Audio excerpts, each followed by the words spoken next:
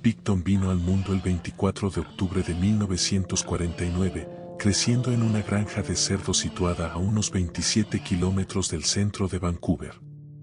Desde pequeño, el ambiente que lo rodeaba era muy distinto al de una infancia feliz, era sombrío, con un aire de abandono que parecía marcar cada rincón de la granja. Aunque con el tiempo llegaría a convertirse en un hombre temido y odiado, en algún punto, el pequeño Robert, o Willie, como le llamaban, no era más que un niño. Uno que se había convertido en una sombra debido a la crianza de sus padres, que resultaron ser todo menos protectores. Willie compartía la granja con su hermano menor, David. Linda, su hermana, por otra parte, fue enviada lejos. El campo no es lugar para una niña, decían sus padres, y si bien el motivo parecía sencillo, no dejaba de esconder una verdad oscura. Lo cierto era que esos parajes, y la vida entre cerdos y herramientas oxidadas, fueron el caldo de cultivo para un carácter que se iría torciendo con el tiempo. Willie y David crecieron en una granja de cerdos, donde desde pequeños trabajaron en condiciones difíciles. Su padre, Leonard, un hombre inglés nacido en 1896, era autoritario y propenso a la violencia, lo que afectó profundamente a sus hijos. La falta de atención y los castigos severos que les imponía dejaron marcas tanto físicas como emocionales, y su amargura se convirtió en una parte fundamental de las historias que Willie relataría en el futuro. A los 12 años, Willie ahorró dinero para comprar un ternero, que se convirtió en su querido compañero tras horas de soledad y trabajo en la granja. Sin embargo, un día, al regresar de la escuela, no encontró al ternero. Al preguntarle a su padre, Leonard, este respondió fríamente que tal vez el animal se había escapado. Willie, desconcertado por la respuesta, insistió en cómo podría haber salido solo, pero su padre permaneció en silencio, sin ofrecer más explicaciones. Willie, consumido por la desesperación, se dirige al granero y se encuentra con la impactante escena de su ternero colgado de un gancho, partido a la mitad y con sangre en el suelo. Este descubrimiento le causa un profundo dolor emocional y, destrozado, busca a su madre, Lois, para expresarle su deseo de haber tenido al ternero a su lado para siempre, lamentando la pérdida de su único amigo. Willie recordaría esa historia como uno de los momentos más importantes de su vida. Años más tarde le habló a los detectives sobre esto. Les dijo que aquel evento le enseñó desde joven que la vida daba vueltas, que lo que estaba hoy podía no estar mañana, dando pistas de un pasado sombrío, confuso y traumático. Tanto Willie como su hermano evitaban a su padre, pero tampoco encontraban refugio en su madre, Lois, quien era una figura dominante y cruel en su vida. Nacida en Alberta en 1912, su presencia era ruidosa y autoritaria, y su apariencia, casi grotesca, con una bufanda cubriendo su cabeza y dientes podridos, contribuía a un ambiente opresivo. Willie no halló consuelo en ella, sino desprecio. Para Lois, su hijo era lento. Lo veía como un niño marcado por su nacimiento, cuando el cordón umbilical se le había enredado en el cuello, privándolo de oxígeno por unos instantes. En su mente, eso justificaba sus críticas constantes y su tono hiriente, como si el niño fuera una carga de la que debía desquitarse. Los gritos de Lois resonaban por toda la granja. «Ven aquí, ahora», ordenaba, y Willie corría a obedecer sin dudar. Desde muy pequeños, tanto él como su hermano David cargaban con la rutina extenuante que les imponían sus padres, despertándose al amanecer para limpiar los desechos de los 200 cerdos que habitaban la granja, además de encargarse de las 8 vacas que debían alimentar y ordeñar. La mugre impregnaba su piel y el olor se convertía en un estigma que lo acompañaba a todas partes.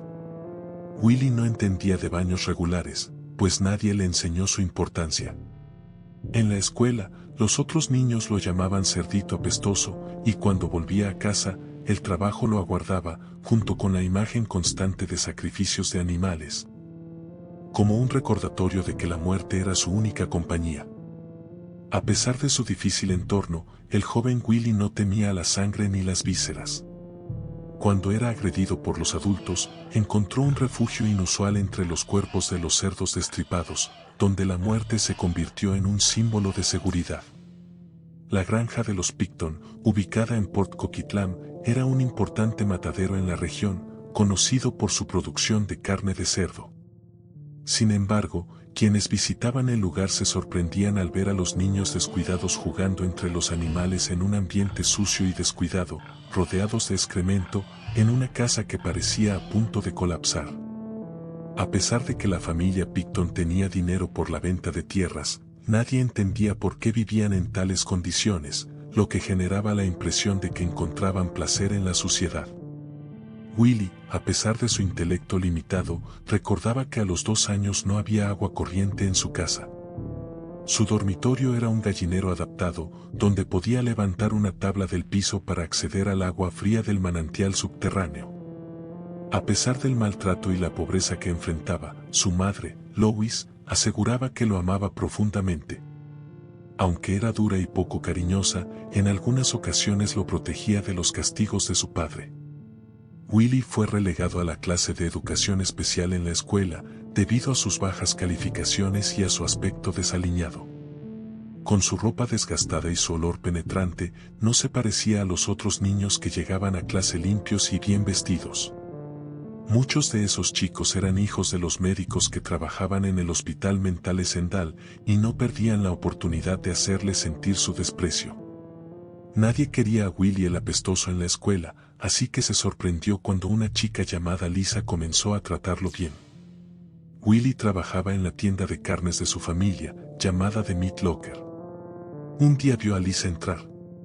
Su rostro tenía una belleza única, una mezcla de rasgos heredados de su madre china y su padre caucásico. Ella le sonrió, sin mostrar asco por el olor que todos evitaban, y Willie, conmovido por ese gesto de bondad, le ofreció un hot dog gratis. Con el paso del tiempo, Lisa se convertiría en su amiga, probablemente la única que tuvo en su vida. A los 14 años, Willie dejó la escuela y se dedicó a la granja. Empezó a trabajar como carnicero, perfeccionando su destreza en el manejo de los cuchillos, cortando carne día tras día. La vida de Willie estaba a punto de transformarse cuando su hermano mayor, David, de 16 años, aprendió a conducir. Una noche, mientras conducía la vieja camioneta familiar, David atropelló brutalmente a Tim Barrett, un chico de 14 años, sin que pareciera intentar frenar. En lugar de buscar ayuda tras el accidente, David se dirigió corriendo hacia su madre, Lois, para contarle lo que había sucedido. Lois, con la frialdad que la caracterizaba, fue a la escena del accidente y encontró el cuerpo de Tim, aparentemente sin vida. Sin pensarlo 2 veces, arrastró al chico hasta una zanja llena de agua a unos 10 metros de la carretera, ocultando la evidencia del atropello. Willie aprendía una lección torcida sobre el bien y el mal.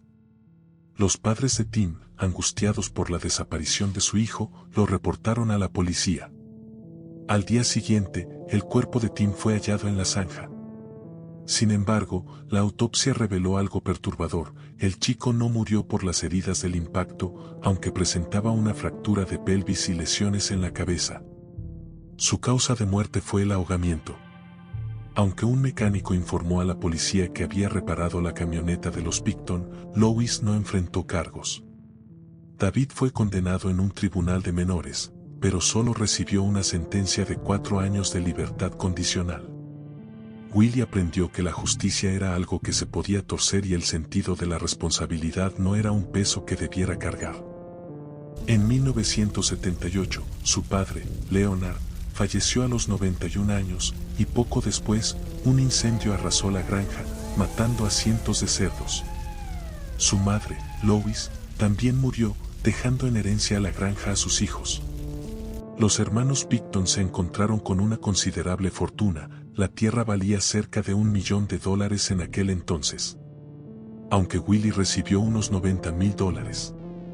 Lois tuvo una última petición en su testamento: que Willie se quedara en la granja, cuidando de los animales que amaba. Willie, ahora en sus 20 años, se convirtió en un hombre rico de la noche a la mañana. Pero se quedó en la granja, en el mismo ambiente desolado y lúgubre que conocía. La higiene no mejoró, y la suciedad y el hedor se convirtieron en sus eternos compañeros. Pero sí hubo algunos cambios. Uno de esos fue su manera de cuidar a los animales. Cuando su caballo favorito, Goldie, murió, Willie lo decapitó y llevó la cabeza a un taxidermista y colgó la cabeza en su habitación. Willie nunca había tenido novia. Para las chicas del pueblo, él siempre fue el niño cerdo, el chico que olía a estiércol y que parecía vivir en otro mundo, apartado y extraño. La única amiga que tuvo en su juventud fue Lisa, la joven de la tienda de carne de su familia, quien lo trató con amabilidad sin importarle su olor o apariencia. Aquella conexión con Lisa fue lo más cercano que Willie tuvo al amor, aunque nunca pasó de una amistad. Pero Willie deseaba compañía, así que buscó amigos por correspondencia, personas que no podían juzgarlo por su aspecto o por el olor que lo rodeaba. Así conoció a Connie Anderson, una chica de Pontiac, Michigan, a quien le escribió con frecuencia.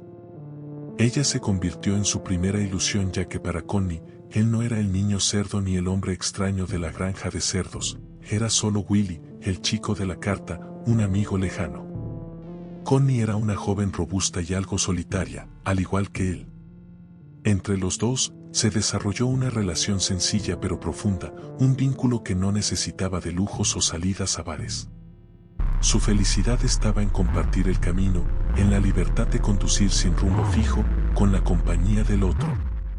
Después de 5 semanas juntos, decidieron comprometerse, aunque nunca habían compartido una noche de intimidad. Para Willie, lo más cercano a ese tipo de conexión había sido el calor de los cerdos en la granja, criaturas que, irónicamente, a veces debía sacrificar. Un día Willie se despidió de Connie y no volvió a Pontiac. Décadas más tarde, cuando le preguntaron por aquella relación, Willie solo dijo, así es la vida. La vida da vueltas y vueltas, y en medio hay bastante sangre y dolor. De regreso en su vieja granja, la soledad y la monotonía hicieron que Willie abriera su hogar a los Ángeles del Infierno, una pandilla de motociclistas que frecuentaba la zona. Pronto los motociclistas se apropiaron del lugar, realizaban fiestas clandestinas, instalaron un taller improvisado y organizaban peleas de gallos en los establos. Mientras pudieran usar la granja, ellos eran amables con Willie, aunque a sus espaldas lo ridiculizaban llamándolo lento o raro. A la granja la bautizaron el Palacio del Cerdito, riéndose cada vez que veían a Willie interactuar con sus cerdos, en especial con un enorme jabalí de 600 libras que vagaba libremente por el lugar. Sin embargo, no le molestaba. Sabía que se reían de él, pero el reconocimiento, aunque fuera extraño, era algo a lo que se había acostumbrado.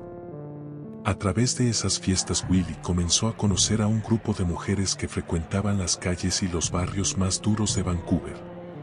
Ellas encontraban en los motociclistas algo de protección y, a veces, las sustancias que necesitaban para sobrellevar el día. Willie las trataba con amabilidad. Quizás en ellas veía algo de sí mismo. La granja, el Palacio del Cerdito había dejado de ser un simple hogar. Ahora era un lugar donde la sombra del peligro y el descontrol empezaba a crecer, lenta pero inevitablemente. Durante el día, Willie llevaba la carne de su granja a una fábrica donde las partes no comestibles se convertían en productos como grasa para hacer jabón, dulces y cosméticos, e incluso comida para mascotas. Es posible que entre esos restos pudiera haberse deslizado carne que no fuera de animales. Por la noche, la atmósfera en la granja cambiaba drásticamente. Las fiestas se volvían cada vez más intensas y escandalosas. En 1996, Willie y su hermano David fundaron una organización sin fines de lucro llamada Piggy Palace Good Time Society que supuestamente se dedicaba a realizar eventos y actividades comunitarias.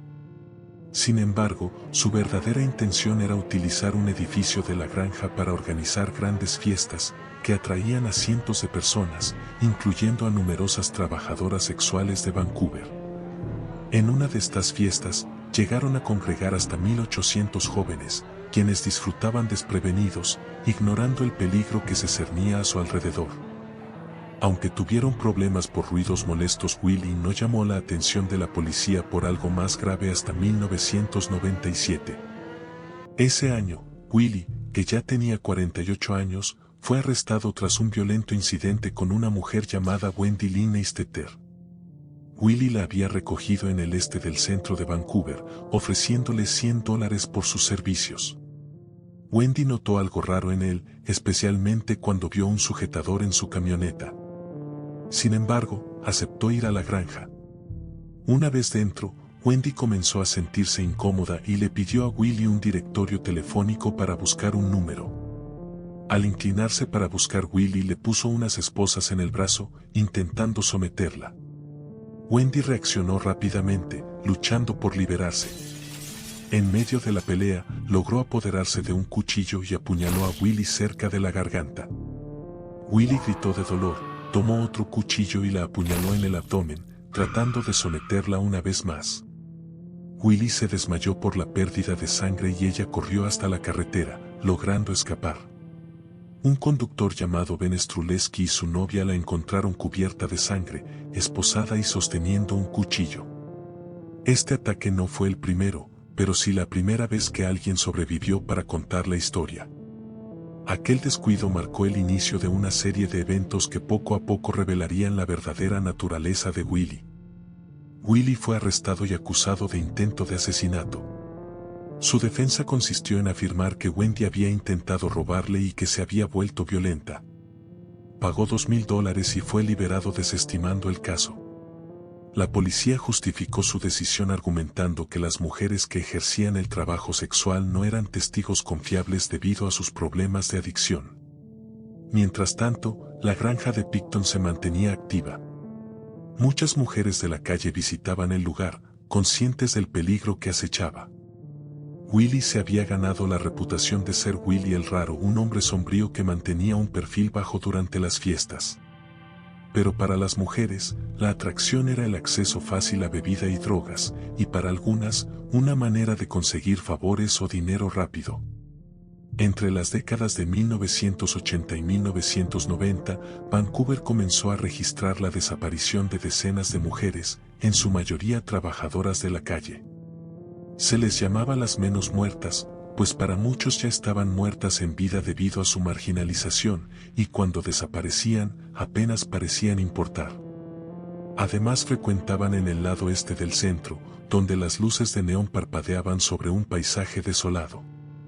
Era la zona olvidada por la sociedad. Eran 10 cuadras de proxenetas, licorerías, casas de empeño, preservativos usados y colillas de cigarrillos en el suelo. Dentro de esas 10 cuadras, las estadísticas eran aterradoras. Las tasas de infección por VIH eran las más altas de América del Norte. Mientras, los proxenetas comenzaban a notar que algo extraño ocurría. No eran solo un par de desaparecidas, eran docenas de mujeres que se esfumaban en la nada. Rebecca Guno fue una de las primeras en desaparecer, un caluroso día de verano en 1983, de las calles del East Side, para nunca más ser vista. Con la llegada de la Feria Mundial de Vancouver en 1986, el temor aumentó, más mujeres se desvanecieron. Muchas de ellas habían sido vistas por última vez en la intersección de Main y Hastings, un lugar apodado Rock Bottom. Willie Picton, un hombre extraño con una granja destartalada, solía merodear por allí. Sherry Ryle, de 43 años, fue la siguiente en desaparecer, seguida por Elaine Auerbach, de 33 años, quien prometió a sus amigos que se mudaría a Seattle, pero nunca llegó a su destino. Teresa Ann Williams, una mujer aborigen de 26 años, se esfumó en julio de 1988, pero su desaparición no fue reportada hasta marzo de 1989. Los años pasaban y las desapariciones continuaban. En 1992, Kathleen Gatley, de 39 años, se unió a la lista. 3 años después, Catherine González, de 47 años, se desvaneció y su desaparición no fue reportada hasta febrero de 1996. Catherine Knight, de 32 años, también fue víctima de este silencio y su desaparición fue notificada con un retraso de 7 meses. Dorothy Spence, una mujer aborigen de 36 años, siguió su camino hacia la nada. Esa Navidad, Diana Melnick, de 23 años, también se unió a las filas de las ausentes. La víctima más joven en ese momento, Stephanie Lee, de solo 20 años, desapareció después de recibir tratamiento por psicosis, mientras que Tanya Olick y Olivia Williams, de 24 y 22 años respectivamente, también se desvanecieron casi simultáneamente. En este entorno hostil y sombrío, la ciudad se enfrentaba a preguntas inquietantes sobre la naturaleza misma de su existencia. En los oscuros años 80, una mujer llamada Janet Henry había tenido un encuentro aterrador con el infame asesino en serie Clifford Olson, un hecho que la marcó para siempre. Sin embargo, el 28 de junio de 1997, Janet también desapareció. Poco después, en 1998, otra mujer, Sarah Jane Debries, una joven de 29 años, se esfumó en la misma niebla de misterio que envolvía a tantas otras. El inspector Kim Rosmo, un dedicado miembro de la policía de Vancouver, estimó que alrededor de 40 mujeres habían desaparecido, en su mayoría de la zona este de la ciudad. Sin embargo, a pesar de la creciente cifra de desaparecidas, la policía se mostraba escéptica sobre la posibilidad de que estas mujeres hubieran sido asesinadas.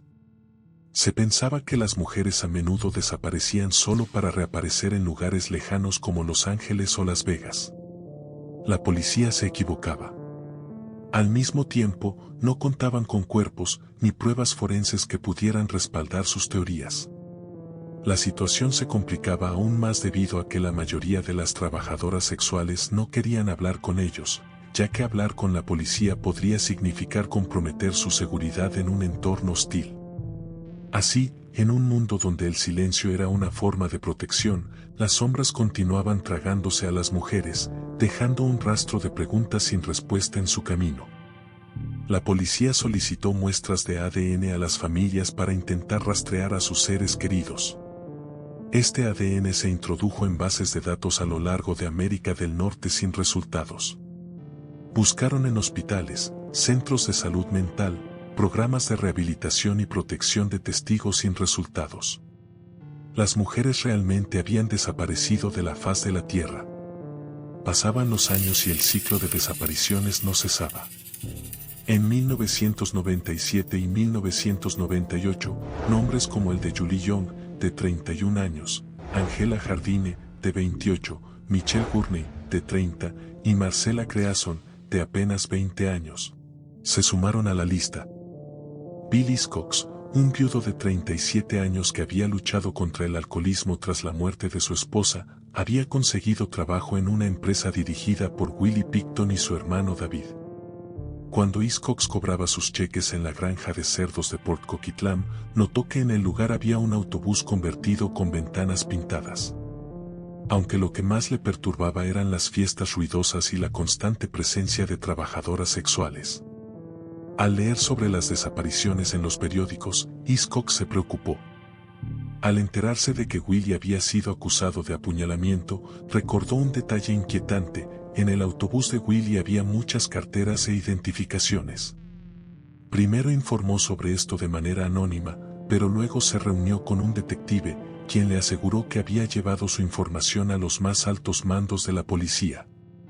Sin embargo, tras la transferencia del detective, los hermanos Picton fueron clasificados como personas de no interés y quedaron en libertad.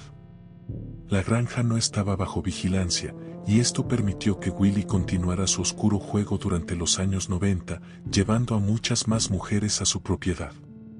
La policía se enfrentaba a un problema creciente: la cifra había superado los 50, pero seguían reacios a clasificar el caso como una serie de asesinatos. Recién en 2001 se formó la Fuerza de Tarea de Mujeres Desaparecidas. Contaban con al menos 54 mujeres desaparecidas, posiblemente hasta 70, todas de la misma área durante los años 80 y 90.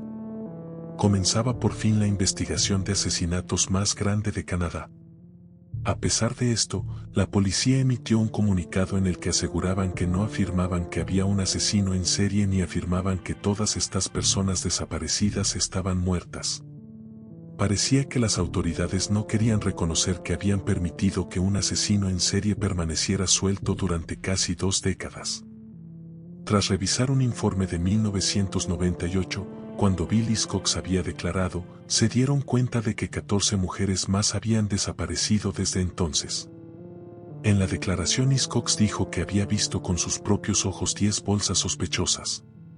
Y que una amiga de Willie, Lisa Yells, de ascendencia mixta chino-caucásica, le había contado que había visto ropa ensangrentada de mujeres en la granja, así como varias pertenencias personales. Lisa, la amiga de Willie Picton, había compartido con Billy Hiscox la teoría de que las pertenencias que había visto en la granja podrían ser trofeos de Willie. Pero eso no era todo. También había escuchado rumores de que el infame asesino se deshacía de las mujeres con su picadora de carne y posiblemente vendía la carne al público. Un oficial de policía novato, en 2002, encontró el primer indicio significativo en la granja. Este joven, que no formaba parte de la investigación de homicidio, había obtenido una orden para registrar la propiedad en busca de armas ilegales por parte de los motociclistas, sin imaginar que se toparía con algo mucho más siniestro. Entre los objetos encontrados, se hallaron armas y una colección de pertenencias de mujeres desaparecidas, incluido un inhalador para el asma con el nombre de una de las víctimas. Este descubrimiento llevó a una búsqueda forense a gran escala en la granja. Las excavaciones revelaron una horrorosa verdad. Se hallaron restos de al menos 27 mujeres, algunas de sus partes almacenadas en congeladores, y otras procesadas como si fueran carne de cerdo. Aterradoramente, las pruebas apuntaban a que Willie había utilizado carne humana en sus productos cárnicos, alimentando a la población sin que estos tuvieran la más mínima idea de su terrible origen. La preocupación por la salud pública se intensificó cuando se supo que muchas de las mujeres desaparecidas eran trabajadoras sexuales, un grupo ya estigmatizado y vulnerable. La población estaba aterrorizada. Lo cierto es que Willie había estado asesinando y vendiendo productos cárnicos durante 2 décadas. En la comisaría, Willie Picton permanecía inquietantemente callado, respondiendo a las preguntas con monosílabos. Sin embargo, cuando comenzaba a hablar de su pasado, como el de su ternero muerto o la dureza de su padre, sus relatos adquirían vida. En un momento de la interrogación, Willie se quedó mirando un tablón de anuncios lleno de fotos de docenas de mujeres desaparecidas, las cuales se suponía que había asesinado y desmembrado. Ante la pregunta sobre ellas, Willie se volvió hacia el sargento Bill Forty y dijo: «Hay tantos millones de personas ahí fuera, se parecen tanto, y todo lo demás ya sabes». Luego, su mente divagó hacia anécdotas extrañas, como la vez que fue atacado por un toro o perseguido por un oso negro. Recordó con nostalgia cómo intentó separar a 2 jabalíes que peleaban por una cerda en celo, y terminó herido. «Esos son los buenos viejos tiempos», dijo Willie, con una extraña satisfacción. «Esos son los días en que podía mostrar mis cicatrices y realmente me divertía». La Real Policía Montada de Canadá reveló que, en las últimas 2 décadas, 144 trabajadoras sexuales habían sido asesinadas o estaban desaparecidas. La desesperación y el horror se apoderaban de la comunidad, que clamaba por justicia en un caso que parecía seguir siendo ignorado por las autoridades, mientras las sombras de Willie se extendían cada vez más, oscureciendo la verdad detrás de su rostro sonriente.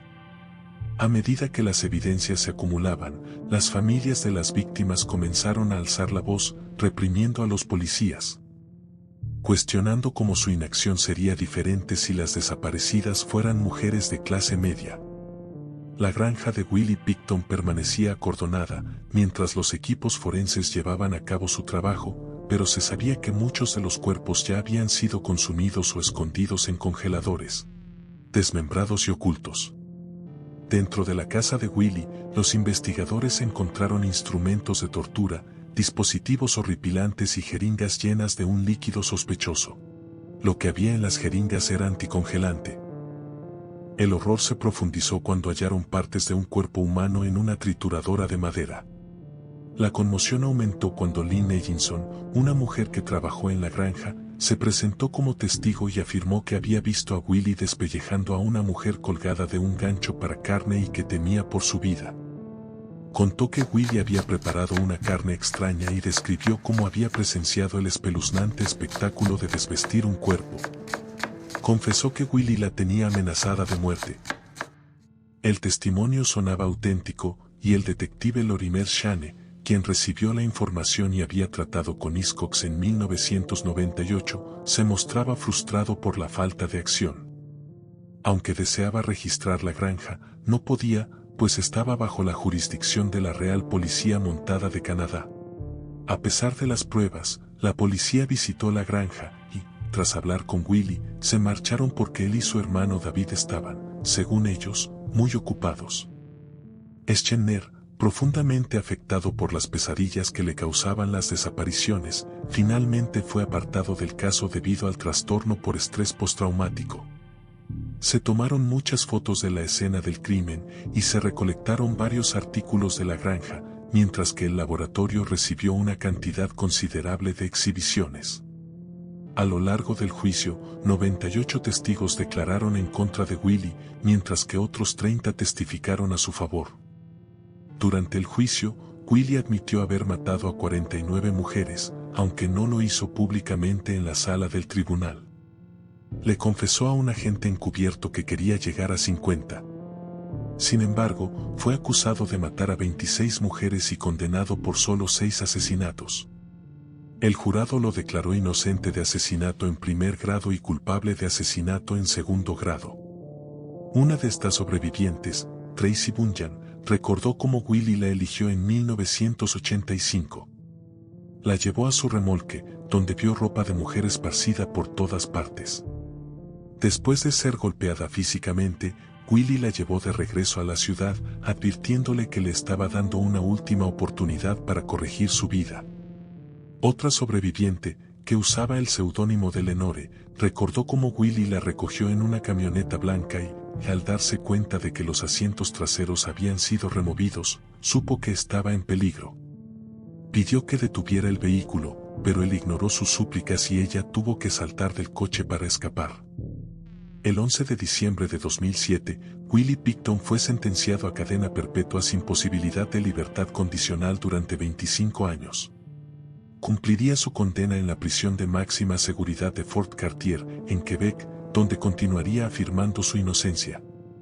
En 2016, un libro titulado Pickton, en sus propias palabras, escrito por Willie en prisión, fue publicado y se retiró rápidamente debido a la protesta pública. En sus páginas, Willie afirmaba que era inocente y le echó la culpa de los asesinatos a la policía montada y los motociclistas. Estas afirmaciones, absurdas y grotescas, eran un intento desesperado de desviar la culpa, un eco de la negación que rodeaba a uno de los asesinos en serie más notorios de la historia canadiense. Algunos críticos leyeron el libro y encontraron puntos interesantes. ¿Por qué la policía de Vancouver no había investigado adecuadamente el caso a pesar de los informes sobre bolsos de mujeres? La falta de vigilancia sobre la granja de Pickton también fue un punto de crítica. La idea de que pudo haber asesinado a 49 o incluso 26 mujeres, y que solo fue condenado por 6, parecía increíblemente extraña, incluso con el equipo forense más avanzado a disposición de la policía. ¿Les convenía la desaparición de estas mujeres a la policía para limpiar la zona de la prostitución y todo lo que rodea este ambiente? Desde la prisión, Willie continuó comunicándose con el mundo exterior, enviando cartas diciendo que era inocente. A pesar de sus esfuerzos, nunca logró persuadir a nadie de su inocencia. Sus cartas revelaban a un hombre atrapado en su propia negación, un mentiroso compulsivo que incluso llegó a decirle a un compañero de celda que como asesino era más grande que los de los Estados Unidos. En referencia a infames asesinos en serie como John Wayne Gacy o Ted Bundy. El desenlace de su vida llegó el 19 de mayo de 2024, cuando Pickton fue atacado por otro prisionero en la institución Port Cartier de Quebec. Martin Charest, conocido por su historial de agresiones hacia otros reclusos, utilizó un mango roto similar a una escoba para asestar un golpe en la cabeza de Pickton. Fue trasladado de urgencia a un hospital y conectado a soporte vital. Finalmente, el 31 de mayo, Willie Pickton falleció a la edad de 74 años debido a complicaciones derivadas del ataque, marcando el final de una vida que estuvo plagada de horror y misterio. ¿Qué opinas de este caso? Quiero leerte en los comentarios. La historia de Willie Pickton es un oscuro recordatorio de las fallas en el sistema de justicia y el valor de las vidas perdidas, en especial de aquellas que a menudo fueron ignoradas. Su legado, manchado por la atrocidad, deja una huella indeleble en la historia criminal de Canadá, una narrativa de abuso, desdén y la lucha por la justicia que resuena con las voces de las muchas mujeres que se convirtieron en sus víctimas.